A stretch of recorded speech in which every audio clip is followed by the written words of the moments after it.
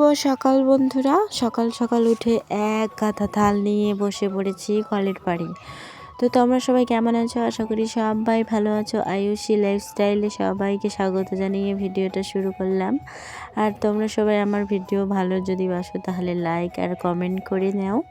আমি যেহেতু নতুন নতুন ভিডিও ছাড়ি, নিত্য নতুন ভিডিও ছাড়া তোমাদের সামনে অনেকটাই চেষ্টা করি, কিন্তু করেও দেখাই আর কি। ভিডিও যেহেতু আমি করা শুরু করেছি, তোমরা আমার অবশ্যই ভিডিওগুলো দেখো। তো সকাল সকাল উঠে এক গাদা থাল বাসন নিয়ে বসে পড়েছি মাঝামাঝি করতে। আর বাড়ির পাশে ভয়েস যেহেতু আমি দিচ্ছি, বাড়ির পাশে কিন্তু কীর্তন হচ্ছে, কীর্তনের একটু শব্দ হবে, তো তোমরা অ্যাডজাস্ট করে নিও, তাই না বন্ধুরা? তো এক গাদা থাল নিয়ে কলের পাড়ে তো বসা হয়েছে। এখন এক এক করে থাল ভাড়া সমস্ত কিছু কিন্তু মেজে পরিষ্কার করে নিই, কারণ সকালে উঠে এগুলো কাজ তো আমাদেরকে করতে হবে, তাই না? সকাল সকাল উঠে শাশুড়ি মাও কিন্তু লেগে পড়েছে কাজে, যেহেতু আমাদের গরুটা বাচ্চা দিয়েছে দামড়ি বাচ্চা। তার জন্য কিন্তু সকাল সকাল উঠে পড়েছে। গোয়াল ঘর থেকে শুরু করে সমস্ত কিছু কিন্তু সুন্দর করে মোছামুছি করে নিচ্ছে গোবর দিয়ে, কারণ গোয়াল ঘরটা না মুছলেই হবে না। কারণ কালকে যে ঘরে যে বাচ্চা দিয়েছে, ঘরটা একদমই নোংরা হয়ে গেছিল, তার জন্য কিন্তু ঘরটা পরিষ্কার করলো। ঘরের তুষ দিয়ে নিয়েছে, তুষ দিয়েছে ধানের তুষ। তারপর হলো ঘরটা লেপে নিয়েছে গোবর দিয়ে। গোবর তো গোয়াল ঘরেই ছিল, তবু আর কি গোয়াল ঘরে গোবর টোবর দিয়ে মোছামুছি করেছি। আর সকালে উঠে কিন্তু আমি এক গাদা জামা কাপড় নিয়ে কিন্তু কলের পাড়ে চলে আসবো, কারণ আমাকে তো ধুতে হবে, তাই না? আগের দিন যেহেতু সরস্বতী পুজোতে আমরা ঘুরতে গেছিলাম আলিপুরে মেকুলিয়ামে, তার জন্য কিন্তু জামা কাপড় সমস্ত কিছু ধুয়ে দিতে হবে। যেহেতু বাড়ির পাশে মেলা, হয়তো বা জামাটাও পরে যেতে পারি, শাড়িগুলো পরে যেতে পারি, তার জন্য আর কি জামাটা পরে গেলেও কি না গেলেও কি তবু আর কি ধুতে হবে। কারণ পরা জামাটা ধুয়ে যদি রেখে দেই তাহলে চিন্তা থাকবে না, তার মধ্যে ধুয়ে যদি না রাখি তাহলে দাগটা লেগে থাকবে, কারণ নানান ধরনের দাগ ঠাগ লেগেছিল, তাই আর কি। তো ঘরে গিয়ে আমি এক গাদা জামা কাপড় নিয়ে আসলাম। জামা কাপড় নিয়ে এসে কিন্তু এখন ধোয়াধুয়ি লেগে পড়েছি, ধোয়াধুয়ি করতে। তো একটু ভিজিয়ে রেখে আর কি জামাটা ধুয়ে দেবো। তারপরে এদিকে মেয়েও উঠে পড়েছে, মেয়েও এদিকে কলের পাড়ে চলে এসেছে, তো মুখটা ওর ধুয়ে দিব। তো আমাদের বাড়ির পাশে যেহেতু মেলার জন্য কিন্তু অনেক কিছু করতে হয়। এদিকে জামা কাপড় ধরে নাও, জামা কাপড় থেকে শুরু করে সমস্ত কিছু পরিষ্কার করতে হবে। তো আমি এদিকে থাল বাড়া সমস্ত কিছু কিন্তু মাঝামাঝি করে রাস্তায় হাঁটতে চলে গেছিলাম। হাঁটতে গিয়ে এদিকে আমার লেট হয়ে গেছে। বর্মশাই যেহেতু কাজে যাবে, আমার তো অতটাও জানা নেই। আমি জানি যে আজকে হয়তো কাজে যাবে না, কালকে রাতে আমাকে ওইভাবেই বলেছিল যে আমি তো কাজে যাব না, রান্নাবান্না একটু লেট করে করলেও হবে। তাই সেই হিসাবে কিন্তু আমি এদিকে সকালবেলা জামা কাপড় থেকে শুরু করে অনেকগুলা থাল মাঝামাঝি করেছি। একটু আস্তে আস্তে করে আমি কাজবাজগুলো করছি। তারপর সময় তো লাগে, এতগুলো জামা কাপড় ধোয়ার কিন্তু অনেকটাই সময় লাগে। তো আমি এগুলো ধোয়াধুয়ি করে তারপরে শাক তুলছিলাম, পালং শাক এগুলো তুলেছি। তারপরে সুস্থ মতো বেচাবেচি করেছি। ডাক্তারবাবু এসেছিলেন, শ্বশুরমশাইয়ের রক্ত নিয়ে গেল। তো আমি আস্তে ধীরে কাজকর্মগুলো করছিলাম। তারপরে বলে যে হ্যাঁ আমি কাজ যাব, তখন তো আমার তাড়াহুড়া লেগে পড়েছে। তারপরে তোমাদের সঙ্গে হয়তো শেয়ারও করিনি, আমি সবজি রান্নাটা শেয়ার করেছিলাম একটু, তো সেরকমটা হয়ে ওঠে নাই আর কি। সকালে উঠে কিন্তু মেয়ে এদিকে ব্রাশ নিয়ে দাঁড়িয়ে পড়েছে। সকাল সকাল উঠলে কিন্তু খুবই ডিস্টার্ব হয়, আর সকালে যদি উঠে মেয়ে তাহলে কিন্তু আমার অনেকটাই কাজ করার অনেকটাই সমস্যা হয়ে যায়। এই কাজ করবা, এই কাজেও হাত দেবে। তারপরে কিন্তু আমি ওকে হাতে ব্রাশ দিয়ে নিয়েছি, এখন কিন্তু ব্রাশ করছি। তারপরে শাশুড়ি মা কিন্তু আমার ক্যামেরার সামনে কিন্তু তাকাচ্ছে বারবার, বলে কি মোবাইল দিয়ে থাকে এরকম কেমন, আবার কাজের সময় আবার একটা করে মোবাইল হাতে বা এখানে মোবাইল রেখে দেয় কিসের জন্য। হয়তো এটাই ভাবছে। আমাকে একদিন বলেছিল কিসের জন্য ভিডিও করে, এরকম আমাকে বলেছিল, কিন্তু আমি কিছু বলিনি, কারণ আমি ভিডিও করি আমার ইচ্ছে করে, তার জন্য আমি ভিডিও করি। তারপরে আমার জামা কাপড় ধোয়া তো হয়ে গেল, এদিকে শুকোতে দেই। আর তারপরে আমাদের ছোট ছোট গরুর বাচ্চাটাকে তোমরা তো দেখতেই পাচ্ছ, আমার পিছনেই কিন্তু রয়েছে।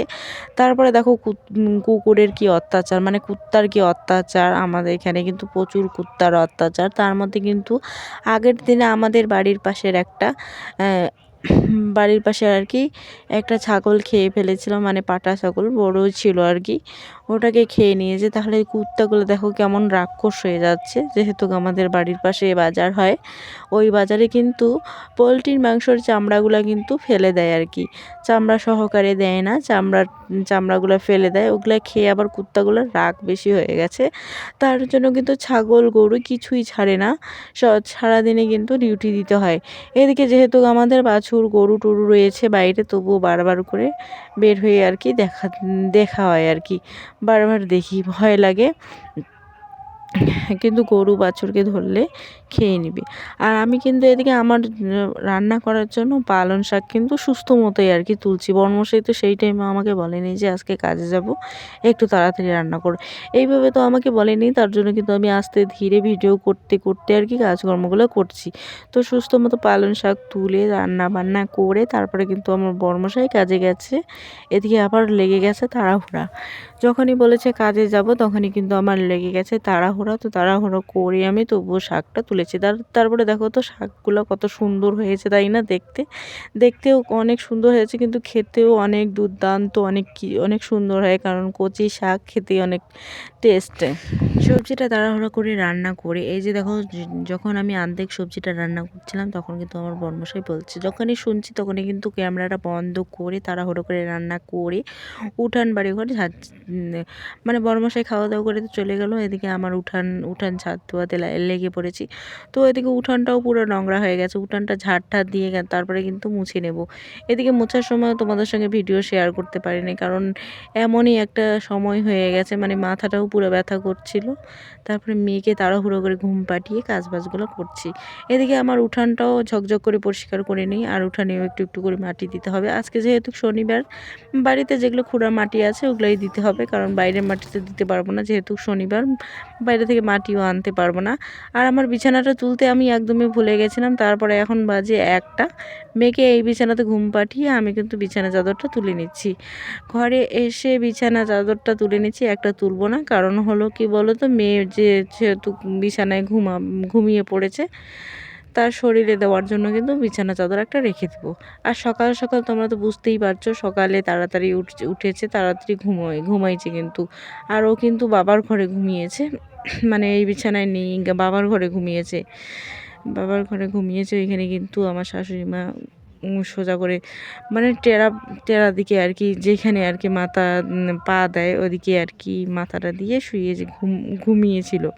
তারপরে কিন্তু শাশুড়ি মা ঠিক করে শোয়াইছে। তার মধ্যে আবার বিছানার যতগুলো ব্ল্যাঙ্কেট রয়েছে সবগুলোই কিন্তু বাইরে শুকোতে দিয়েছে। তো ওগুলো সমস্ত কিছু কিন্তু বাড়িতে নিয়ে এসে এখন কিন্তু মেয়েকে আর কি একটা ব্ল্যাঙ্কেট দিয়ে দিবে। তো পায়ের সামনে শুয়ে পড়েছিল। আজকের দিনটা আর কি অনেকটা মানে কালকের দিনটা স্পেশাল হবে, জানি না, হয়তো পিসি শাশুড়ি মা আসবে, দিদি আসবে, একটা হতে পারে। তারপরে যেহেতু আগের দিনে সরস্বতী পুজোতে ঘোরাঘুরি করা হয়েছে, তার জন্য কিন্তু জামা কাপড় আমার তো ধুয়ে দেওয়া হয়ে গেছে, শুকিয়েও গেছে, বাড়িতে এনে রেখে দিয়েছি। এখন কিন্তু ভাজে ভাজে শুকেছে রেখে দিব, তাহলে আর কি জিনিসটা সুন্দর থাকবে। আর আমি যদি তত্রা মত্রা করে রেখে দিই তাহলে কিন্তু জিনিসটা সুন্দর থাকবে না, কারণ কি বলো তো বন্ধুরা, তারপরে শাড়িটাও কোঁকড়া লেগে যাবে। এমনি তো শাড়িটা তো কালকেই প্রথম পরেছিল সরস্বতী পুজোতে, আজকে কিন্তু শাড়িটার নুপুর কিন্তু লেগে শাড়ির পাড়টা কিন্তু খুলে যাচ্ছে, এরকম ব্যাপার আর কি। এত তাড়াতাড়ি খারাপ হয়ে যায় শাড়িটা, কি আর বলি তোমাদেরকে। তারপরে দেখো, সুকেসে জামা কাপড়ও পরিষ্কার করে রাখবো। এদিকে আমার ছোট র্যাকটা রয়েছে, এগুলো জামা কাপড়ও পরিষ্কার করে রাখবো। এদিকে আবার বড় র্যাকটা, এটাও পরিষ্কার করে রাখবো। সমস্ত কিছু পরিষ্কার করার অনেক চেষ্টা করব, কারণ তারপরের দিন তাহলে কম কাজ করলেও হয়ে যাবে। এদিকে তো আত্মীয় স্বজন আসলে রান্না বান্না, তার মধ্যে হলো চা বানানো, সমস্ত কাজ কিন্তু করতে হবে। এই বিছানাটা যে দেখতে পাচ্ছ, বিছানা বাটি সমস্ত কিছু কিন্তু পরিষ্কার করে রেখে দেবো। তো কারণ আজকে এই বিছানাটা পরিষ্কার করা হবে না, কারণ বই বিছানার কালারটা তোমরা তো জানোই, বিছানা চাদর কালারটা, ওই কালারের বিছানা চাদর যদি আমি আজকেই পেতে রাখি তাহলে কিন্তু নোংরা করে দেবে আমার মেয়ে তো বুঝতেই পারো, সারা দিনে কিন্তু খালি পায়ে ঘুরে বিছানায় উঠে পড়বে, তারপরে তোমার বলার কিছু নেই। এভাবেই রেখে দেবো বিছানার চাদরটা আজকের মতো আর বিছানা চাদর আর পাতা হবে না। তো আমি যেগুলা আমার ইম্পর্টেন্ট, যেগুলা কাজ করতে আমার সময় খুবই লাগবে, ওগুলা কাজই আজকে আমি করে রাখি, তাহলে কালকে আমার অনেকটাই সুবিধা হবে। কালকে তো উঠেই অনেক নানান ধরনের কাজ আছে আমার, ধরে নাও বড় ঘরটাও মুছতে হবে, তার মধ্যে আমার রান্নাঘর পড়ে রয়েছে, রান্নাঘরটাও মুছতে হবে। আজকে কিন্তু আমার উঠানটা মোছা শেষ, উঠান ঝাড় দেওয়া শেষ, তার মধ্যে গোবর দিয়ে নিয়েছি। কলের পাড়ে আশেপাশে কিন্তু গোবর দেওয়া হয়েছে, কারণ কি বলো তো বন্ধুরা, গোবর যদি আমি না দিই তাহলে কিন্তু অনেকটাই খারাপ লাগবে, যেহেতু বাড়ির পাশে মেলা ধুলো বালি বাড়িতে, এরকম কিন্তু অনেক সমস্যা হয়। তার জন্য কিন্তু গোবর দিয়ে নিয়েছি আজকে সারা দিনটাই, উঠানেও গোবর দিয়ে নিয়েছি। আমার তো মোছামুছি আজকেও মোটামুটি আমি অনেক কাজই করেছি, তোমাদের সঙ্গে অনেক কিছু শেয়ারই করতে পারিনি। তো শেয়ার করার অনেকটাই চেষ্টা করেছি, শেয়ার তো করা হয়নি, কারণ তোমরা বুঝতেই পারো মেয়ে যেহেতু আমার আজকে সন্ধ্যাবেলা মানে 2টার দিকে ঘুমিয়েছে, আমারও একটু ব্যস্ততার কারণে কিন্তু তোমাদের সঙ্গে শেয়ারই করতে পারিনি। তো যেটুকুই শেয়ার করেছি ওটুকুই তোমাদের সঙ্গে শেয়ার করছি।